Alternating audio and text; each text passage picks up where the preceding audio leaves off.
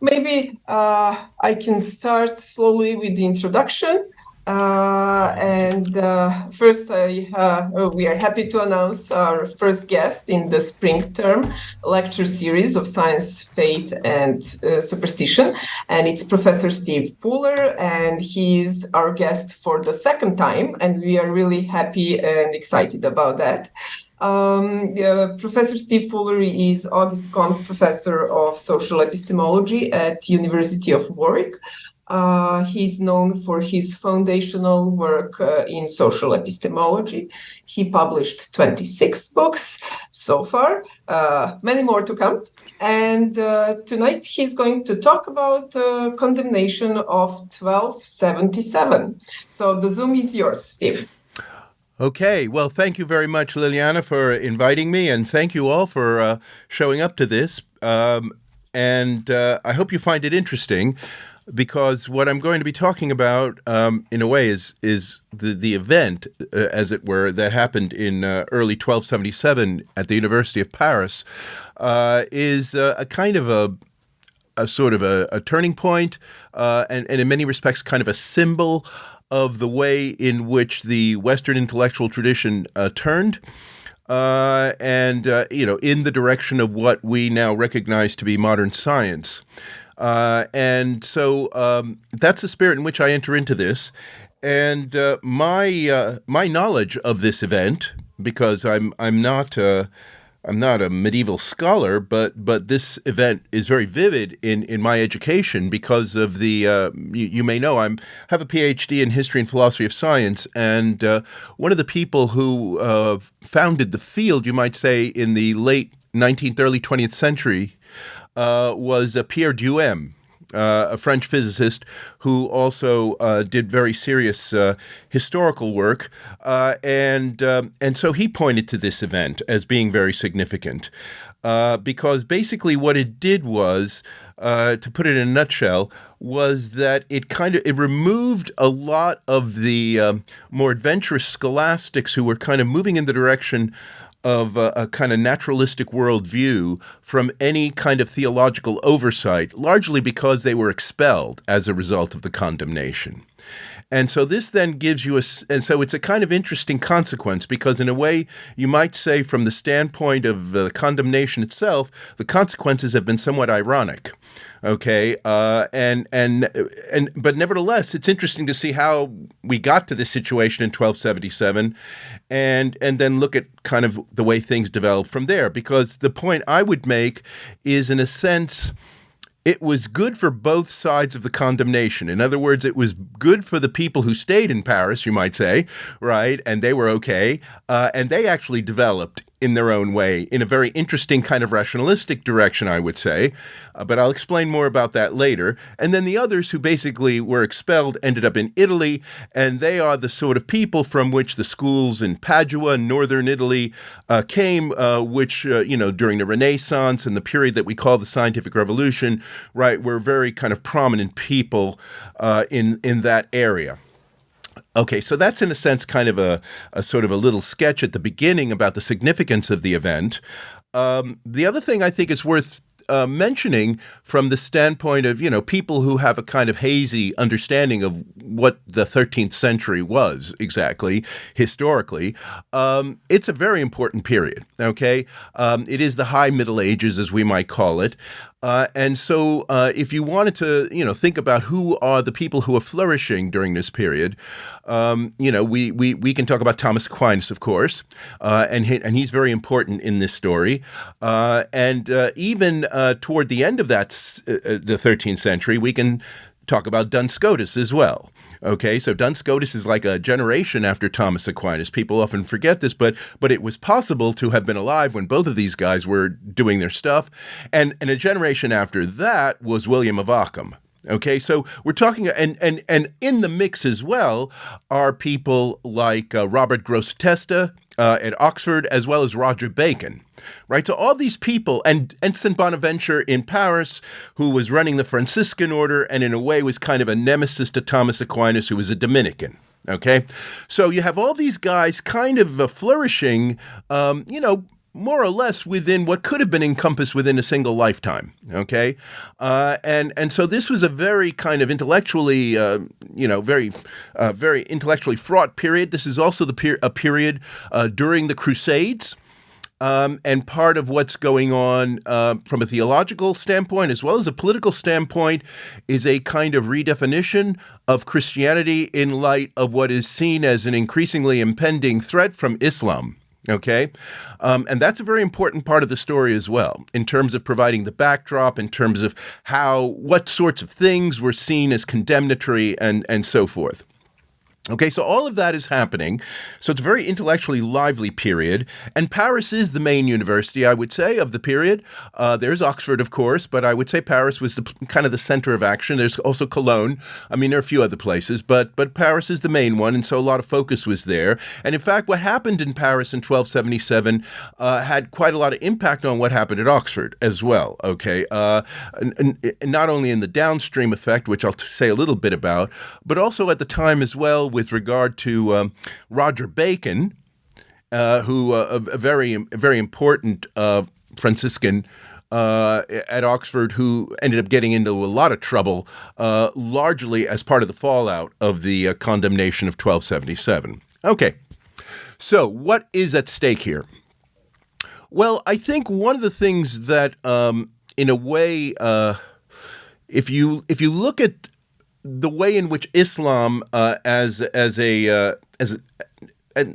not so much as a religion in terms of people converting to Islam, though a few did, but in terms of kind of the intellectual force of Islam, what becomes very clear already in the beginning of the 13th century is that the Muslims had really kind of put together in a synthetic form a kind of in many ways, a very compelling kind of theological worldview with the classical culture, right? In a very synthetic way, with some very systematic people like Avicenna and Averroes and guys like that, right? Who were really, in a way, delivering a very intellectually sophisticated package that really could not be matched by anything in Western Christendom. Okay, and so the significance of Aristotle in this Muslim corpus is kind of the thing that attracts the attention of the Christian thinkers. And it's in this context that we start to see a kind of ascendancy of Aristotle in the Christian West, which up to that point, if you had to talk about which Greek was prominent, was Plato. And Plato again becomes prominent again when we start to move into the modern period. But there is this period, which is a very important period institutionally and so forth for the consolidation of the Catholic Church, where Aristotle is a very major figure. And one of the things that what the Muslims did was to come up with a kind of, and this was the thing that in the literature is called the double truth doctrine, okay? And this is quite an important thing, and it really kind of focuses the minds of the Christians, because especially through Averroes, Ibn Rushdi, okay, who is seen as the great commentator on Aristotle among the Muslims, and he is the one who, in a way, is kind of guiding the interpretation of Aristotle for these Christians, in a sense, right? They're and certainly Thomas Aquinas. So for Thomas Aquinas, right, the main foil is Averroes, okay? But he's a foil in the sense that Aquinas is actually picking up a lot of stuff from him at the same time, okay? So it's not like a direct opposition. It's more like a kind of transformation and reconfiguration. And so there's something to this double truth doctrine. Now, the idea being, this is Averroes' idea, and it was very controversial within Islam, and then it became controversial within Christianity. And it's the idea that they're basically two truths. And there is, as it were, the sacred truth, and there's the secular truth. And that there's a sense in which that they're in some sense compatible, and Averroes seemed to think that they had to be compatible for a couple of reasons, actually, and they're somewhat different reasons. One reason is, in a sense, that there's a kind of metaphysical point here, and the metaphysical point has to do with the nature of God. And remember, right, the Muslims, like the Christians, are monotheists, and they do believe, a lot of the same stuff from a general metaphysical standpoint about God as the creator and human beings having a privileged position in virtue of being image and likeness, though in Christianity this is a kind of stronger notion than in Islam, and that's quite important actually in this situation. But the point is that so God has this kind of power, this omnipotence and all the rest of it, and omniscience and all that. And so when God creates the world, God creates the best possible world, and that's the world he can create, and because it's the best one, it's the only one he can create. Okay, and what that means is that once God has created this world, then in a sense that's creation, and that is the theological. You might say that's kind of a theological truth. And then what about creation? Well, creation is something that is subject to laws and has a kind of natural character to it, but to a large extent, if we talk about nature, we might be talking not just about animals and plants, but also about human beings and how they conduct their affairs and all the rest of it, right? The secular knowledge generally, right? That can be understood independently of theology, that there's a sense, and this is where the two truths come in, right? That there's a theological truth, right, about which in a way provides an ultimate justification for why the world is the way it is, because this is the best possible world in some sense. It's the only world God could create, right? But then once you figure that out, right, then you can just spend your time studying the natural world, right? And that there are these two worlds. Now, so there's a kind of metaphysical picture here, which is, in the Christian mind, when the Christians are reading this, is associated with determinism, right? That there's a kind of natural determinism, and that even God is bound by his own laws, right? And that's a very heretical kind of idea, generally within Christianity, right? That in a sense the argument stops there, right? That the whole point about the Christian conception of God is that God is, all-knowing and all-powerful and everything, but in a sense, God doesn't lose, as it were, his free will in the act of creation, right? That the free will is there as an, ever kind of present possibility, and this indeed ends up affecting kind of the way in which Christians are thinking about the nature of time, and the sense in which, creation is happening in time and all of that, right? And there's a lot of very interesting discussions that surround that issue. And so, so what this means then is that that in a way so that's the metaphysical side. But it also has a political aspect to it, because part of what Averroes was also concerned about was the idea of how do you actually see, because then we have the issue of the Quran and the Holy Book. And the Holy Book is through which we find out about God's ability to create and what he's created and so forth. And there's no denying, right? And in a sense, Christianity has a similar issue with the Bible. But of course, these works, right, when one reads them, they're not entirely coherent, at least on the surface, right? So in other words, it's one thing to kind of draw a conclusion about what God has done, but then trying to get a sense of like exactly what the purpose is and why, and all these kind of more normative issues, eschatological issues, right? All these kinds of issues are very difficult actually to figure out, and in a sense they need to be dealt with sort of independently of what is needed to actually govern the world as it appears to us in the world in which we in fact live most of the time, okay? And so there's a kind of political thing to the double truth doctrine as well, right? That it becomes very important that in a sense, the people don't think that that in some sense there's some unresolved stuff about the nature of God that somehow it's still an open question in some way that the believers can start probing into, right, regardless of where they're coming from, right? So Averroes's view about this is very much influenced by Plato in that regard, and it's very much a sort of, intellectual elite, and then you have a kind of knowledge for governing, right? I mean, and so it's that kind of a picture that he's trying to get across in a way. And that Aristotle becomes very useful in this context because Aristotle, so Aristotle has a, prime mover, right? But the prime mover is really just the first cause. There's not a lot, you might say, packed into it from a metaphysical standpoint. And so it's something that can be kept entirely within the natural world, and it gives a kind of self-contained story of how the natural world operates. Okay, and so that makes Aristotle actually a very attractive figure from the standpoint of trying to encapsulate secular knowledge in a way that doesn't invite further discussion about the nature of God. Okay, and so Averroes picks up on this too, and so if you're Thomas Aquinas and you're the great defender of the faith and all that, and you're looking at this stuff, you think this stuff in a certain way has a lot of potential, right? From the standpoint of trying to, kind of manage, as it were, both a kind of understanding of the natural world and trying to manage the theological difficulties, which of course are continually being disputed in the universities, right? In a way much more openly than even in Islam. Okay, so how do you kind of keep the social order, especially in this period where there are these crusades going on, and there are all kinds of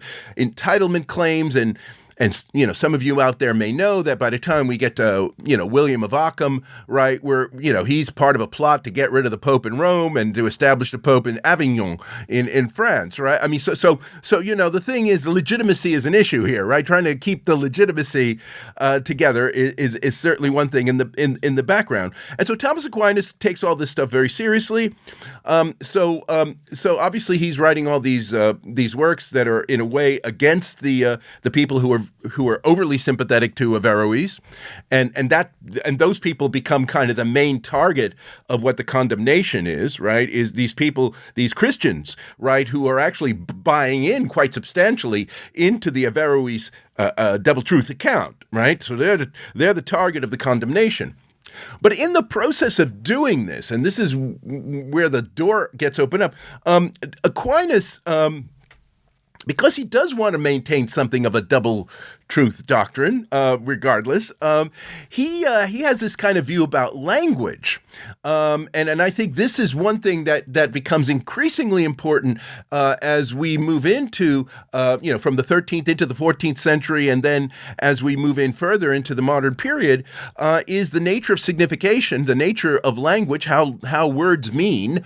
This is really important because Aquinas has a view that in the early modern period, certainly by the early modern period, and maybe even as early as Duns Scotus, is called equivocal, but he himself would call it analogical. And it's the idea that words mean in two ways simultaneously, right? They have a sacred meaning and a secular meaning. And this is especially important for words like cause, and you think about all these words where, in a sense, you're sort of ascribing agency to God, but then, and that seems like a causal relation, but then there's also causation in the natural world, right? So we sort of use the same words, and we are often, and if you read something like the Bible, it's unclear, they're talked about simultaneously very often. And so Aquinas tries to split the difference by saying, well, look, words always have these two meanings. They have a sacred meaning and a secular meaning, and that's just because language is analogical, okay? And this is very useful for a few reasons. One of them is that it kind of diffuses, you might say, or at least that was the attempt. Right? It kind of diffuses the kinds of disputes that we end up getting into in the modern period, where people want to get crystal clear about what something means and what it refers to. Right, and if you think about the intellectual disputes of the modern era, not just the ones that are taking place in the classroom, but even if we're talking about how to how to interpret treaties to figure out who's in the right in a given situation, right, the whole idea of trying to figure out what the thing really means becomes incredibly important, right? And in a way, Aquinas is trying to defuse this problem. Right, and in a way, the fact that we do get increasingly interested in what things literally mean, what they really refer to, right? This is a very modern preoccupation, which has a lot of consequences. Well, Aquinas is trying to short circuit that at the beginning, but then you see this is the problem. at the University of Paris, there are a lot of very clever people, and not just the academics, but also the students, and so people are playing around with this about the multiple meanings of words. Okay. And so, there would be these disputations, right, which were routine kind of teaching exercises and also part of a formal examination process where the master, right, the academic in charge, right, would, propose something to the student. And the student would decide which side of the argument to take, and then the student would have to develop the argument in the face of examiners out there, people in the audience who start rolling out objections, right? And then the student kind of deals with them, right? As a sort of a mental gymnastics thing. Now, the thing that was happening, and it's quite clear from the sort of the way in which this condemnation is phrased, that people are getting a bit funny with the language, right? That they're being a bit metaphorical. They're kind of, and in some cases they're sort of reading, Aristotle in a very kind of in ways that end up having very provocative theological consequences. Okay, so for example. So Aristotle has this point, which Averroes actually it picks it up, right? And it's the idea that matter is infinitely divisible, but the soul is not, right? That the soul is not divisible. All right, and so what do you conclude from that? Well, I mean, Averroes actually, and all these guys in Paris, these kids, these students, right? We're saying, well, okay, there's just one soul. And that the doctrine that, each individual has a soul, this kind of, canonical Christian doctrine is just for the birds, right? Right. And that there's just one soul and that the one soul in a way has multiple instantiations in matter. Right. And if you have a kind of Neoplatonist kind of view, right, you might think that in a sense the light of the soul is stronger in some and dimmer in others. Right. But it's one soul and multiple material instantiations. End of story. There's no individual soul. All that stuff you heard about, from the priest is just it doesn't make sense. And so people were talking that way. OK. And this is one of the problems, right? Because that is an incredibly destabilizing move.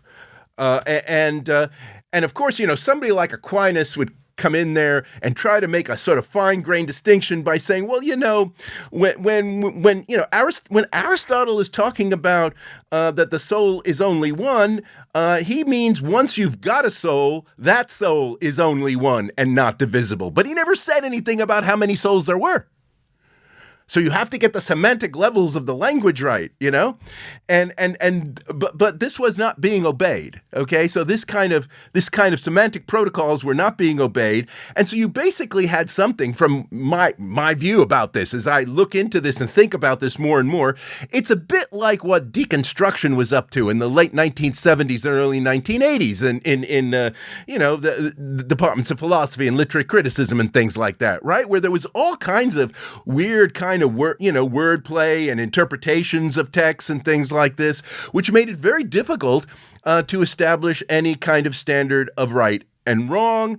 And even though Aquinas, in a way, was trying to mollify this business, he ended up opening up a kind of Pandora's box in a way, right, to multiple interpretations, multiple meanings, right, that these things can have. And so what basically happened was that a very kind of strong decision was taken in 1277 by the bishop, Etienne Tempier, with or without the approval of the Pope. This is not really known. What happened was that there was a kind of a ban on this general Averroist way of thinking. However, the ban consisted of these people losing any theological privileges. Now, that might sound quite harsh if we're talking about a Christian environment, but one of the points that was being made by the commentators, who were watching this at the time, including St. Bonaventure, was that these guys weren't talking about theology much at all. Right? It was, pure philosophy, and often it was kind of like natural philosophy, right? There was no theology in a lot of what these people were saying. And And so the fact that they lost their theological privilege meant that they were sort of delegitimized as academics in Paris, but it didn't stop them from teaching this stuff. It's just that they didn't have the authorization anymore. And so a lot of these guys, and the ringleader of these guys was a Sigier of Brabant. Maybe some people might know who this guy was, a Belgian Averroist who Thomas Aquinas thought was incredibly dangerous because he was apparently very influential with the students. He and his pals went down to northern Italy, right? They left for northern Italy, and then you start to get this kind of alternative form of philosophy developing that is detached from theology, right, and gets increasingly focused on the natural world, and sort of takes on board this Averroist point that God creates a perfect world, so it's governed by laws, and the laws are kind of self-contained, and we can just figure out what it is by the systematic study of nature, right? Which is in a way kind of a premise for the kind of empirical standpoint that's adopted in the scientific revolution, right? And so, the people like Vesalius and Galileo and all those guys are in a sense, they are the descendants of the expelled. Right? Now, meanwhile, what happens in Paris? This is also interesting because it's not like Paris suddenly becomes this kind of, the Dark Ages or anything like that. It's not like Paris suddenly becomes irrational or something like this. On the contrary, right, because so much of what was bothering the Bishop of Paris was the aspect of Averroes that had to do with, God having been limited by his own creation, right? That God lacks free will as a result of creation, right? That was the thing that was really boiling his blood, right? That there's, and so what happened then was that the people who still had the theological approval, who still believed in God's free will, right, what they started to do increasingly was to develop a kind of they started to, the way I interpret it, and I think this becomes very clear by the time we're getting to Duns Scotus and Occam, and also some of the more mathematical people, right, is that, first of all, there is this change in the concept of what's possible. Okay, because one of the things in the classical period, and Averroes, in a way, is very much part of that as well, is the idea that the possible is basically synonymous with the probable. So in other words, what's possible is something that we've already seen before, right, in some sense, right? And what's going to happen in the future is going to be something like what happened in the past, right? And this is very closely tied to certain cyclical cosmologies maybe or whatever. But the point is it's a very limited notion of what possible is, at least by our standard. Now, the question is, when does our standard come in? Well, it comes in then, right? It comes in after the 1277 stuff, because then you start to get people sort of scoping out, as it were, the mind of God, right? So if you imagine that God is always in a position of freedom to create the world, let's say moment to moment or something like that, right? There are various ways you can sort of conceptualize this, right? What happens then is that everything that's possible is basically everything that is, in some sense, logically or conceptually coherent, right? And so, and you start to, and it's very easy to think about this in kind of mathematical terms, right? In terms of projected spaces with possible worlds and stuff like that. And this then becomes the horizon for doing theology, right? And it's a kind of theology that it throws in a lot of mathematics, and also in the process of it. And so at this point, we begin to see, after the condemnation, a kind of synergy between Paris and Oxford, okay? And so in Oxford, there's this thing that we often, that in the history of science is called the Merton calculators, the Merton school, right, in the 14th century. And they're doing pretty much what these guys in Paris, like Nicholas of Orem, Jean Buridan, right, these people, right, they're guys in Oxford, Bradwardine, Swineshead, these people, right, they're kind of working in the same mode, okay? And it's a mode that is quite detached from the direct study of natural reality, but is very much based on scoping out possibilities, right, given what's conceptually coherent. And part of what they do in the process is that they study the texts of Aristotle again, and they try to come up with mathematical versions, symbolized, of what Aristotle is talking about when he's talking about motion, right? And in doing that, right, they begin to realize that Aristotle is completely incoherent. right? In terms of how he talks about motion. And so that there's a sense in which you start to get a kind of a momentum going, you might say, from this kind of what we might call a quasi-logical analysis of Aristotle's text, right? That Aristotle may not be all that he's cracked up to be as far as being an authority, even on empirical reality. Okay, and of course that becomes very important by the time we get to Galileo, because as you know, Galileo is a guy who is not only adept in the natural philosophy of the empirical world, but also is mathematically adept as well, right? So he's got a bit of both, and in a sense, that's kind of the punchline of the story, right? That in a sense, what you end up getting by this kind of split, where the theological types stay by themselves and develop this highly rationalistic, logical, possibilistic, right? Modal logic gets invented in this context. All this kind of stuff, right, that goes on when they're left alone back in Paris and Oxford, and then the other guys are free to develop, right, this kind of more empirically oriented science. And so then when we get to what's called the scientific revolution, right, in the 17th century, what you get is a kind of recombination, right? And it doesn't happen overnight, of course, and it's not in the same proportions with all the various figures, right? So for example, Francis Bacon, not terribly mathematical, right? I mean, Descartes, very mathematical, right? I mean, so they're not all at the same proportions, but nevertheless, the fact that these two kinds of different modes of inquiry were in a sense segregated for a while and didn't have to be automatically compatible with each other, a la the Aristotelian worldview, right? The fact that we're split apart actually led to a greater internal progressive development to both of them. Right. This is the point that that, in a sense, for me, is kind of the take-home message from this episode. Right. That even though it seemed very harsh, right, on the surface, and insofar as all these guys were being expelled from Paris, nevertheless, keeping them apart, and not having to, everybody kind of triangulate around Aristotle actually turned out to be incredibly useful for the further development of thought. Okay.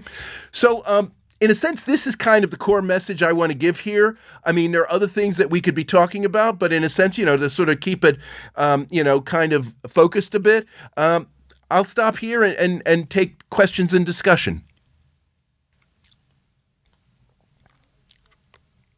Okay, thank you, Steve. And I will open the question time now. Jim Hoffman is writing a message. Can you read it to me, because I can't actually see it too well from here. Okay. I'll try. Yeah, because I'm a bit distant. I'm a bit far away. You might not notice this, but I'm actually a bit far from the screen. Okay, so here is the. Okay, so Jim Hoffman says, one aspect of double truth that I don't think was mentioned was the idea that the proposition could be proved by reason, but that was known theologically to be false. This generated a great deal of theological energy on the part of Aquinas to show that alleged proofs were actually false. That's the comment. No, that's true. That's certainly true. That's right. And so this is where you get this idea that in the end, faith wins over reason in Aquinas, right? And I think even for people who were people of faith, as all these people were really, I mean, there were really no atheists in this group. That wasn't really satisfactory. Right. And this is one of the cases where I would say, a lot of these guys who didn't buy Aquinas saw Aquinas as a bit of a kind of intellectual politician. Right. Mm-hmm. Because faith always, trumps reason, even if reason, can make an argument. Mm-hmm. So that was part of that was definitely part of what was going on. Okay. Any other questions? Okay, Rastko, your turn. Thank you very much for your talk. It was really interesting. And I was wondering, do you think that there is any other kind of analogical situation, epistemologically speaking, to this one, maybe in early modern period or even I don't know, in any period actually, because I guess that people usually talk about conflicts and some kind of intermingling of traditions as being epistemologically beneficial. And I guess that it is rare to hear that actual separation of traditions or of some kind of programs produces epistemological benefits. Is there any kind of similar situation to this one? Thank you. Well, that's a very good question. I think. See, one of the things that I think is always very important about this kind of situation, and there are lots of them, is that it draws attention to the fact that very often, what we call a kind of synthesis of traditions and so forth, are really kind of political arrangements when it gets down to it. And part of what these syntheses are designed to do is to exclude certain kinds of radical questions from being asked. Okay. And I think when you break apart the synthesis, then those radical questions in a way can guide the inquiry much more openly, right? Because they don't have to be compatible with so many things. I give you, in the early modern period, one thing that always crosses my mind, though I have a very mixed view. I mean, so this condemnation of 1277, I definitely believe it was a good thing. Okay, right? So that the separation was a good idea. Okay, but one conflict that did lead to a kind of separation, which I'm not so sure about, but it's comparable in terms of its effects, was what happened to the theological discipline of theodicy. Okay, in the 18th century. Okay, so theodicy is the idea of how do you justify the ways of God to men, right? That's how it's put, right? And it largely has to do with a kind of, justifying why bad things happen to good people and good things to bad people and all that kind of stuff. And so after the Lisbon earthquake in 1755, which led to an enormous amount of discussion about whether there's God, whether there's a just God, and Voltaire and all these Enlightenment figures are involved, as well as lots of theologians. One of the things that happens is, first of all, you get a lot of arguments in theodicy that are about basically second-guessing what God's motives are. And they often end up getting very fine-grained and detailed. But then the more they get like that, the more theologically suspect they become, because God has his own mind. Are you going to be able really to second-guess him? Well, the thing that happened is that theodicy became such a hot sort of a hot potato in theology that it eventually was kind of, people stopped practicing it because it was causing too many difficulties. But a lot of the techniques that were developed within theodicy, a lot of the arguments that were developed within theodicy about trying to figure out why God did what he did, ends up getting into what we call modern ethics. Okay, so utilitarianism. Okay, so utilitarianism, which is we think of it as being a very secular form of ethics, right? If you go back to the 18th century, this is how a lot of the arguments about theodicy were being conducted, right? Only God was the super maximizer, right? Not human beings. Now, you could see that would be very sacrilegious, and you'd want to discourage that way of thinking if you're talking about God. But the point is, once God's out of the picture, right, the mode of thinking can carry on as a discussion about humans and how societies are organized. And so that's an example there when theodicy sort of fell apart as a branch of theology, right, where a lot of the reasoning ended up migrating into, modern moral reasoning. And you might say, well, that was a mistake too, right? If you're Alistair McIntyre, you would say that was a mistake. But nevertheless, it seems to me that that's an example, right? That's an example of where, because if you look at what theodicy as a discipline within theology was about, it was about knowing the mind of God and figuring out his motives. So it was a kind of a normative discipline that combined elements of epistemology and ethics, right? But of God. Right? And then what happens is, once God's out of the picture, we start to get separate fields of epistemology and ethics, but often using very similar kinds of arguments.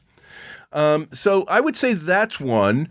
But generally speaking, I think while on the surface it's always very attractive to have a kind of synthetic point of view, I definitely see the attraction of that. Nevertheless, that there are costs when you have a synthetic point of view from the standpoint of what actually can be expressed properly within it. And that's why splitting the synthesis apart from time to time might actually be a very good strategy, especially if there's a kind of recombination later. Right, that's the point, right? Because it wasn't that that the two halves of the condemnation never got back together again. In a sense, the scientific revolution is about their getting back together again. The idea came up to me while you were speaking, because I was thinking about these political acts of some kind of bans on some kind of, let's say, philosophical thesis, and obviously. Marxism came up as an example. For instance, I don't know, maybe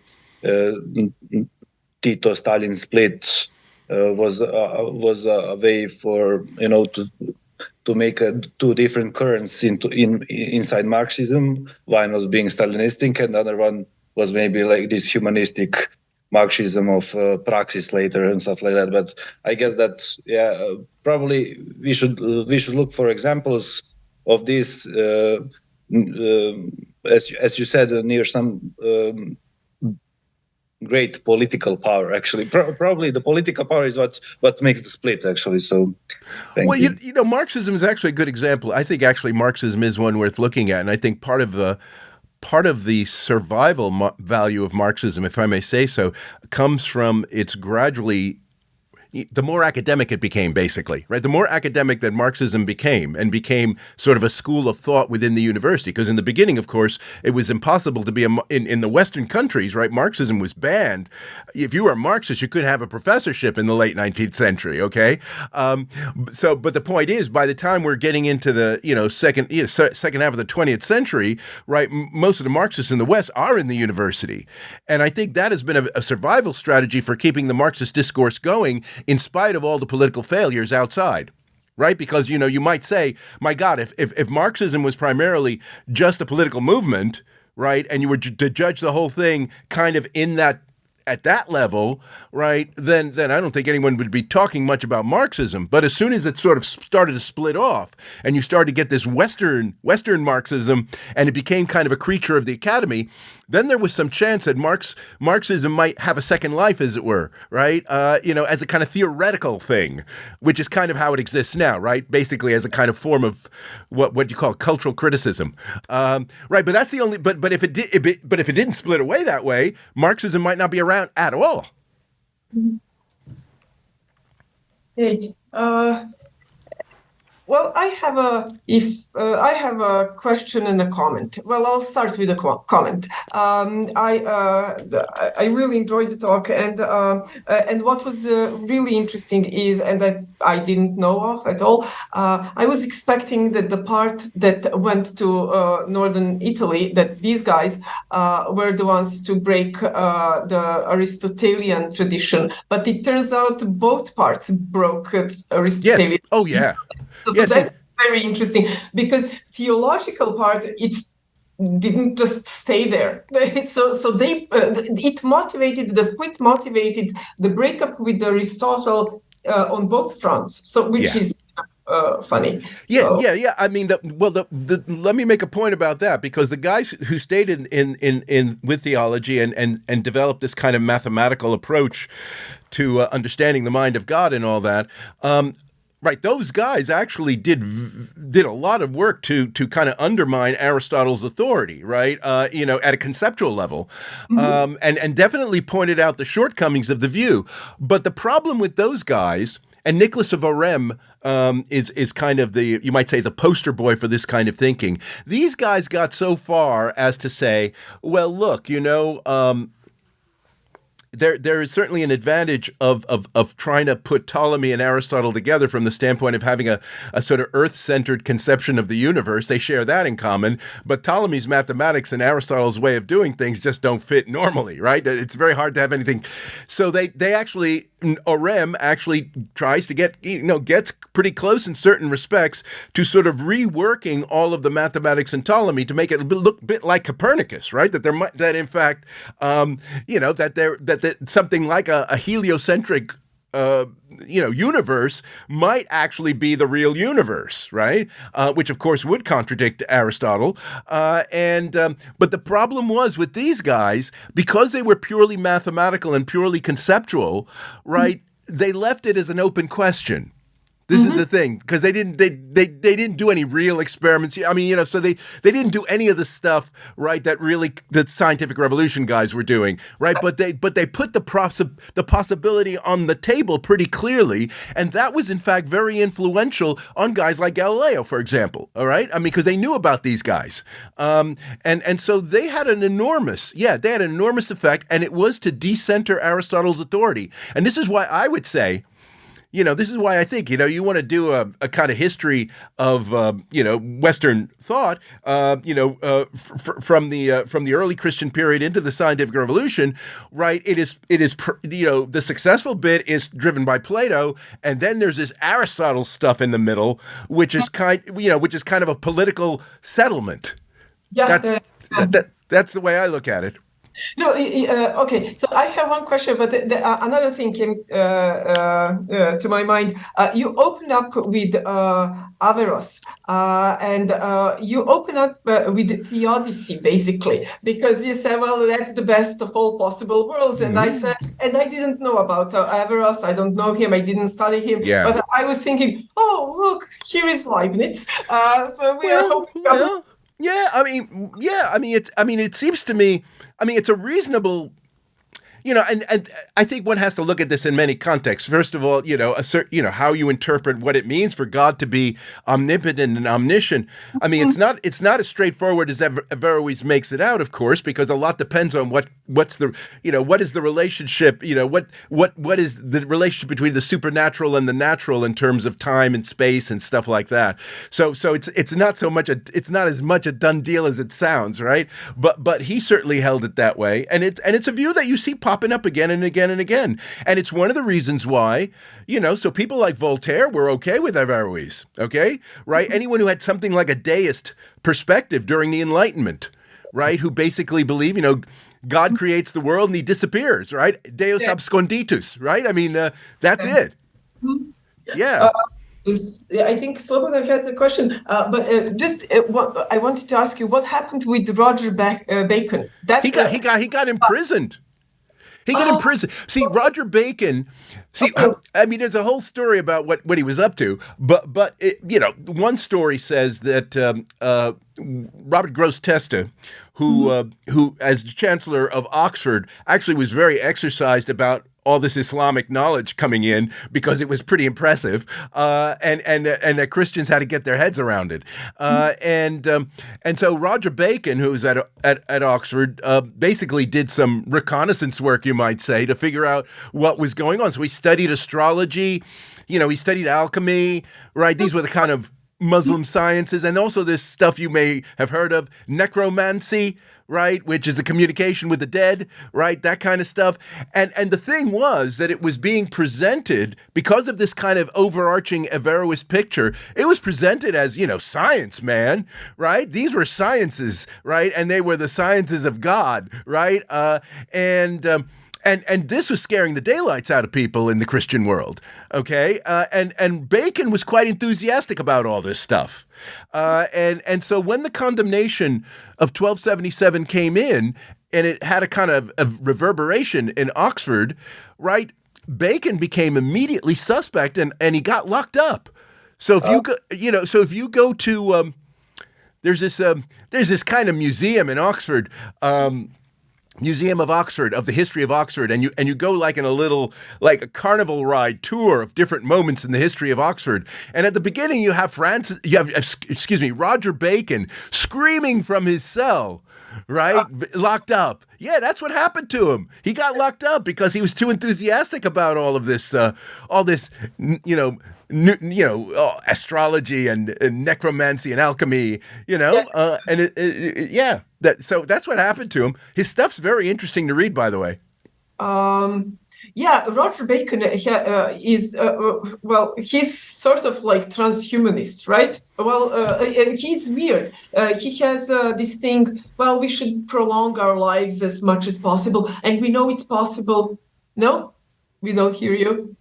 Uh, and we know it's possible because people used to live 900 That's right. years. Well, the Bible said so. The Bible says so. Yeah, so he uses even the evidence. Yes. Maybe Slobodan can move to. Yeah. Yeah. Okay. So, by the way, the character of the monk in The Name of the Rose of Umberto Eco is based on Roger Bacon. That's the guy, actually. I didn't know that. Yeah. So I mean, it's a great point that you made and a great talk. And however, I need to sort of push back a little bit. Okay. So, I mean, one way to push back is to say, well, this is really, this kind of conflict and like attrition is nothing new. It's actually in the DNA of philosophy, starting with Plato and Aristotle. Aristotle had to leave academia, basically, and it was good for philosophy for the next like 2,500 years. And this is kind of, you know, if you want to trace these new sort of methodological movements and approaches, this is how it happens. And then science just normalized that in terms of the separation into departments that often do things that people don't really think well of each other's, you know, methodology, but they politically pretend it's all fine. However, there is a different way, which I find more intriguing, which happened in the 19th century, and maybe you can help me, maybe these things happened before, is basically the intrusion into the department. The way that early logical positivists like Mach and Boltzmann did with philosophy. When Mach basically took the chair of philosophy, and he was basically a physicist and, you know, a psychologist, and they basically occupied the entire department and the entire discipline, and then started their revolution that lasted for about 100 years, at least in the English-speaking world. So I'm wondering whether there are sort of analogs to that kind of a move, which was very successful. Okay.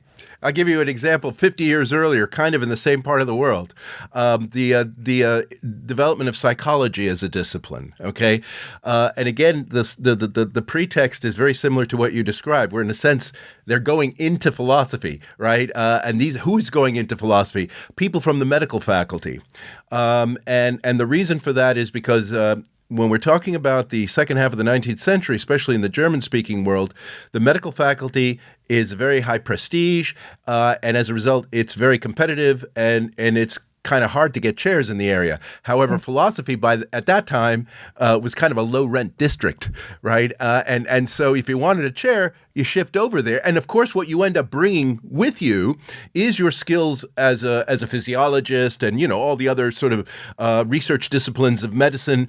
And so the instrumentation in particular, right? Because if you look at the kind of instrumentation that's used in the early lab psychology, right, of Wundt and Fechner and people like that, it's modeled on medical instrumentation. Okay, but instead of dealing with just the body, right? A lot of this stuff now gets recalibrated so that one's making claims about sensation and mental states and stuff like that, and so it can happen properly within. So what you end up getting is you get these guys who have a training in medicine who are addressing philosophical questions using these medical instruments, and the result becomes psychology, right? William James in the United States is another example of a guy who has a similar kind of background. Begins as a medical scientist, doesn't want to practice medicine, and then goes into philosophy at Harvard and brings in the first psychology lab.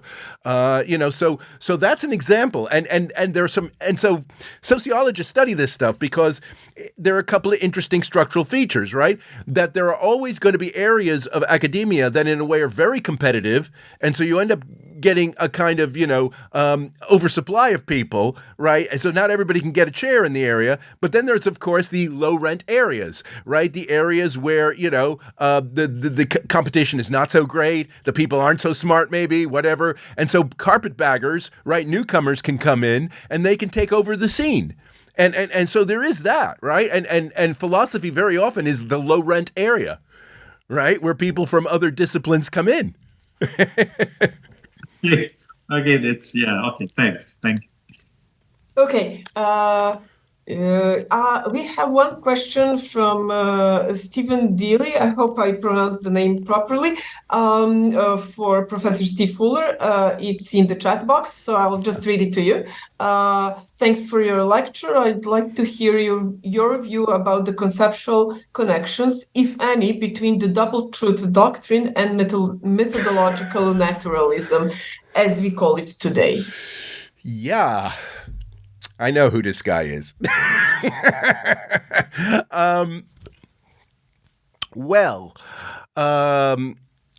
Okay, so if we're talking about, yes, so I'm not a big fan of the double truth doctrine. And I think, methodological naturalism.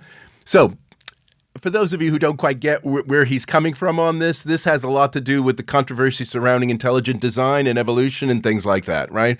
And so methodological naturalism is kind of it's a term in a way to it's basically kind of the way in which scientists like to define their approach to nature, and there is a sense in which what happened after the condemnation of 1277 in a way created a kind of environment for this kind of methodological naturalism, right? In the sense that once you remove any discussion of larger metaphysical or theological discussions and you just go and study nature and you study by rules, right, of observation and testing and so forth that are applied just to the natural world, you have a kind of methodological naturalism, right? And in a sense, that was kind of what ended up being licensed, as a result. I think the thing, though, and this is why an important part of this story is that the two sides did not just remain separate. They came back together again, right? So in other words, what makes the scientific revolution a very important and distinctive event is not methodological naturalism in a way is at most half the story, right? It was embedded in a larger metaphysical worldview, which in a sense was trying, especially if you think of somebody like Newton, was trying to get into the mind of God. All right. So a lot of the stuff that these kind of more mathematically oriented guys in Paris and Oxford were doing after the 1277, right? Newton really runs with that, right? And that part of it is really important to see kind of the power of the scientific revolution. Methodological naturalism is just part of that, right? It's just part of that. But it is embedded in this larger metaphysical worldview where issues about, getting into the mind of God and all that kind of theological stuff in a way gets reinscribed, but now gets reinscribed in physics. So I guess that's kind of how I would respond to this, right? That when philosophers of science today talk a lot about methodological naturalism, I think they're missing a lot of the metaphysical aspect of science that actually is important in motivating the enterprise. Methodological naturalism by itself does not motivate the scientific enterprise. It might be a description of kind of how it proceeds, but if you were talking about motivation, we are talking about a kind of metaphysical worldview that lies behind it, right? So in the context of all these debates over intelligent design and evolution and creation and all that, this is quite an important issue, actually.